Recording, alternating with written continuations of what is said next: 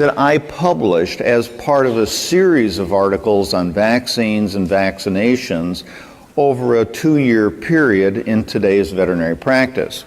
And you can get this journal through NAVC. It is a free journal. It's actually quite a good journal as far as its educational format and layout, very applied information. But this is a topic that drew some attention, and that also kind of surprised me. But it turns out there are some changes going on that have influenced veterinarians' interest in doing antibody titers in practice. And that, combined with the fact that the technology has actually improved, has had a very interesting impact on how we're looking at these things, how we're assessing that. So my focus this morning is to look at how titers, how antibody titers, how the technology plays out in clinical practice. Now, as I begin this, I want to preface this talk. Since Spectrum Group invited me to make this presentation, there have been some new developments in veterinary medicine on a national and global basis that are adding emphasis to this. I'm not here to sell product, but I am here to show you what the technology is and the applications of that technology in clinical practice. And things are changing. I thought I'd preface by saying that, and then we'll kick this off. Let me, by way of background, give you a little insight on what's happened here.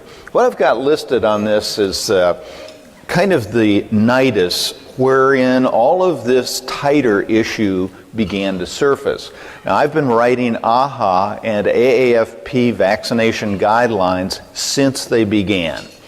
Now, this is a group of people who, for no money, just time and energy, collectively put together the science and write recommendations on vaccination.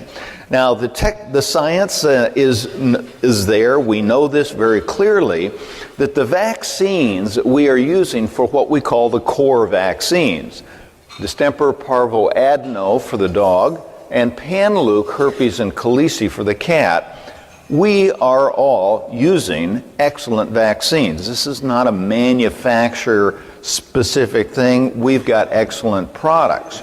Well, the other thing that has emerged over the last decade is the fact that the duration of immunity is lasting quite a long period of time. We're looking at DOIs, durations of immunity, on these core vaccines of 7 years plus.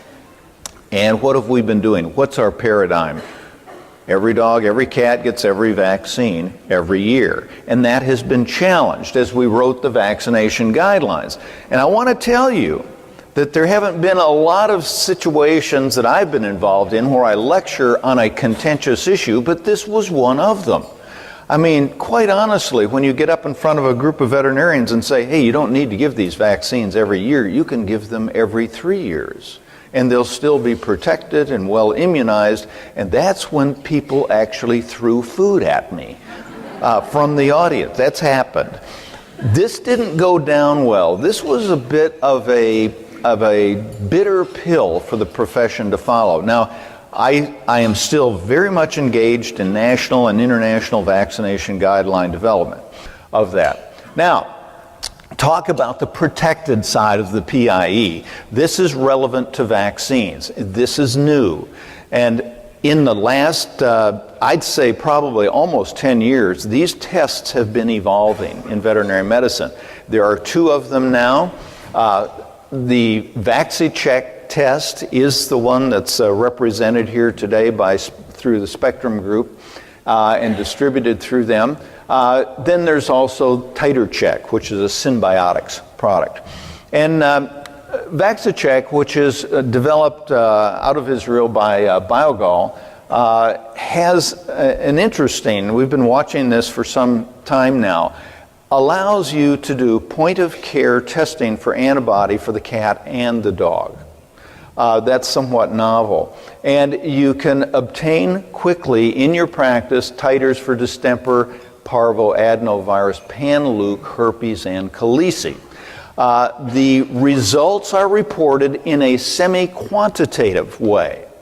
In other words, you get a high positive, low positive, and negatives. And so they give you this spectrum of range of positivity as well as negatives. We know, very important point, very low, we don't know how low, very low concentrations of maternal antibody can interfere with vaccine below the protective threshold. So the dog has interfering amounts of antibody, but not protective amounts of antibody. So this is a big window of susceptibility here. And in some dogs, it can last 7, 8, even as long as 10 weeks. And the question is, what happened after vaccination? I want you to know that one of the principal applications of point-of-care testing for antibody is to look at this here. About 2 to 4 weeks after the last dose of vaccine, in a patient that you feel might have risk for exposure, or the client is concerned, then you should do that. If the test is negative, this dog should be revaccinated. Parvovirus is critical. We are concerned. We have a lot of so-called breaks in parvovirus.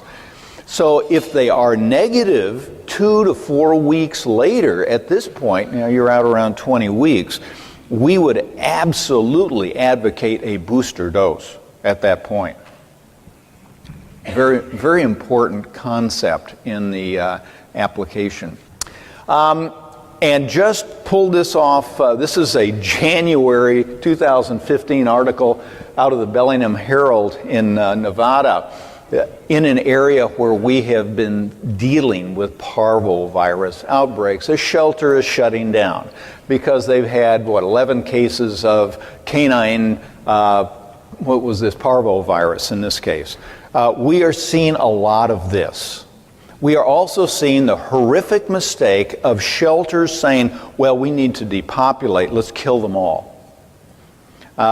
Totally unnecessary to do. What we are suggesting is that in these high-density populations where the risk of exposure is good, that for rapid assessment of dogs and cats coming into the facility is an opportunity to say, this one's protected, it can go into this group. This one is not, it needs to go into this area of the facility.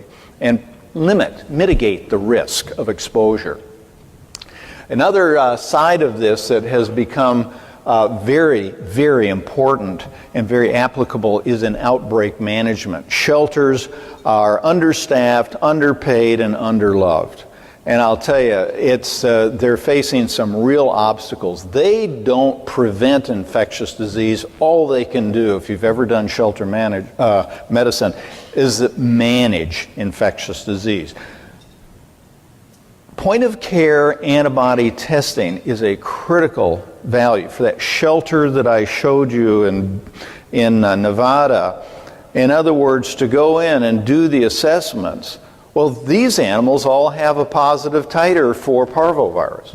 We don't need to euthanize them. They're safe. Leave them where they are. We don't need to isolate them. They've got immunity. Now, these 2 over here don't have antibody. They are susceptible, and they're the at-risk population. Let's segregate those and try and mitigate the disease in them. But this business of going in and mass killing all of the animals, depopulating the shelter because we think they're all going to get parvo or distemper is totally unnecessary. So the whole theme of things is changing.